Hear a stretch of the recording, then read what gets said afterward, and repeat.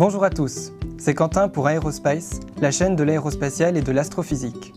Aujourd'hui, on va parler des disques protoplanétaires. D'abord, qu'est-ce que c'est? Pour le moment, sachez juste qu'un disque protoplanétaire provient d'un grand nuage de gaz et de poussière en orbite autour d'une étoile. Et à quoi bon étudier ce nuage? Déjà, parce qu'il joue un rôle majeur dans la formation des planètes. C'est d'ailleurs pour cela qu'on le dit protoplanétaire. Il leur donne naissance en quelque sorte, puisque les planètes se forment à partir de ce gaz et de cette poussière. Mais il existe aussi un mystère lié à ces objets célestes. Ils disparaissent dans le temps, se dissipent dans l'espace. Et c'est là tout le problème. Les travaux des années 1980 et 1990 établissaient une espérance de vie du gaz ne dépassant pas 100 000 ans pour des amas contenant des étoiles massives, comme c'était le cas pour le système solaire. Pourtant, le temps de formation des planètes au sein du disque est estimé à 1 million d'années. Comment peuvent se former des planètes si tout le gaz et toute la poussière s'en sont allés? Ces planètes ne peuvent pas se former de rien. Pour résoudre ce problème, nous allons diviser la vidéo en deux parties. La première, celle que vous regardez en ce moment, va présenter ce qu'est un disque protoplanétaire et comment il évolue au cours de sa vie. La suite vous présentera en détail comment les chercheurs ont travaillé pour résoudre ce mystère. C'est parti, plongeons dans le vif du sujet. Il était une fois un nuage moléculaire, un immense nuage de molécules, principalement du dihydrogène. Seul dans l'espace, il n'est soumis qu'à sa propre gravité. Globalement, cette attraction tend à le faire s'agglomérer vers un point situé au cœur du nuage.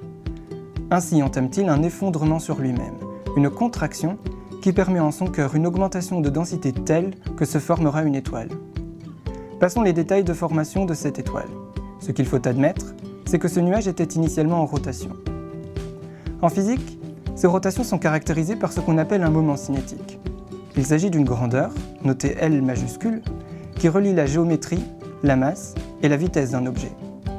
Pour un point matériel à une distance r d'un point de référence, ce moment cinétique s'écrit tout simplement mRV.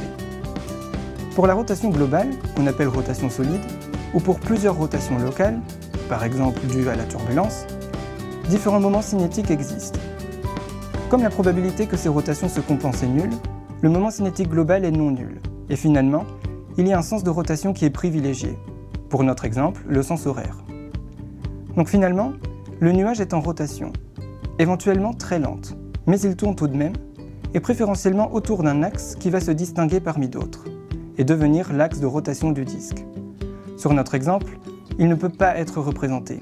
C'est celui défini par votre regard qui plonge à travers votre écran, perpendiculairement au schéma, en profondeur. Intéressons-nous désormais à l'évolution temporelle du moment cinétique. Notre gaz est isolé, c'est-à-dire soumis à aucune force extérieure. C'est évidemment une approximation, car dans l'univers, tout s'attire par gravitation. Mais les autres étoiles sont trop loin du nuage pour que leur effet soit visible. De fait, puisque rien n'interagit avec lui, rien ne vient changer son moment cinétique, qui est donc conservé dans le temps. Et comme le moment cinétique caractérise la rotation, le disque tournera toujours. Oui, il tournera toujours, mais en même temps, il continue à s'effondrer sur lui-même par gravitation. Alors, la conservation du moment cinétique impose que le nuage tourne de plus en plus vite, puisque la matière qui le constitue se rapproche de son axe de rotation en tombant. Cette conséquence est bien connue des patineurs. Si on veut tourner plus vite sur soi lors d'une pirouette, on rapproche ses jambes et ses bras de soi, ce qui est bien dû au fait que le moment cinétique du patineur se conserve en première approximation. Et qui dit tourner plus vite, dit aussi une augmentation de la force centrifuge à laquelle le gaz est soumis. Vous le savez bien, c'est sur ce principe que l'on construit des lave-linges. Lors de l'essorage, vous voyez votre linge plaqué contre les bords de la machine, et l'eau ne s'évacue pas uniquement par le bas en tombant, mais aussi par tous les côtés, en étant éjectée hors du tambour par la force centrifuge. Et plus le tambour tourne vite, meilleur est l'essorage, car plus grande est la force qui évacue l'eau et presse le linge contre les bords. Eh bien c'est pareil ici. Le gaz tourne plus vite, donc est soumis à une force centrifuge plus grande, et va donc s'aplatir pour prendre la forme d'un disque. C'est dans ce disque, autour de l'étoile centrale, que vont se former des planètes, d'où le nom de disque protoplanétaire. Nous en reparlerons dans quelques instants, mais retenez donc déjà que le disque a une forme approximative de donut lorsqu'on le voit de dessus. Et si on coupe ce donut, on voit une forme de nœud papillon. Le trou au milieu, autour de l'étoile, est quant à lui dû au fait que l'étoile accrète la matière d'autant plus fortement que cette dernière est proche. La matière tombe donc sur l'étoile et, au centre du disque, il existe un no man's land. Mais pourquoi le disque n'est-il pas plat, comme un vrai disque? Pourquoi ne pas continuer à s'aplatir pour devenir tout plat, comme les anneaux de Saturne? L'explication tient ici à la différence de constituants. En effet, les anneaux de Saturne sont faits de particules de glace, alors qu'ici, il s'agit de poussière, mais surtout de gaz. Or, le gaz est chaud. Il a une température absolue non nulle. C'est pourquoi il existe une pression due au gaz qui s'oppose à l'aplatissement total. Finalement, on remarque que l'épaisseur du disque croît avec la distance au centre, selon une loi de puissance en R puissance 1,25, et la taille totale est d'environ 100 unités astronomiques. Comment ce disque va-t-il évoluer? Regardons-le désormais d'au-dessus. Tout d'abord, rappelons-nous que le nuage est encore et toujours en rotation. Mais toutes les particules ne tournent pas à la même vitesse. Il s'avère que si l'on pose quelques équations, leur vitesse évolue en 1 sur racine carrée de r. Cela est très important. Si on sépare notre disque en deux à un endroit quelconque, on constate que la partie intérieure tourne donc plus vite que celle à l'extérieur. On voit tout de suite quelque chose d'intéressant. À la limite de séparation de notre disque entre ces deux domaines, des particules rapides tournent au contact de particules moins rapides à l'extérieur. Cela est source de frottement au sein du gaz. Regardons sur un exemple ce que donne le frottement d'un fluide rapide en écoulement parallèle à un fluide lent. En fait, dans un petit volume, ici représenté par un carré, les molécules vont globalement à droite, mais globalement seulement. Certaines, vous le voyez, vont dans des directions très différentes. Effectuons une analogie avec une course à pied. Dans le couloir du haut se trouve un peloton de coureurs rouges, lents. Ils sont délimités par un carré rouge. En revanche, dans le carré bleu du bas se trouvent des coureurs bleus aguerris, rapides. Si le fluide est visqueux, alors on tient compte du fait que les coureurs ne sont pas disciplinés.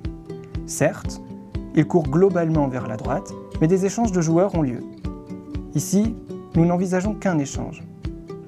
Alors, vous observez que les coureurs lents ont gagné un coureur rapide, alors que les coureurs rapides se coltinent désormais un coureur lent. Autrement dit, les rapides ont été ralentis et les lents ont été accélérés. Il y a eu homogénéisation de la vitesse.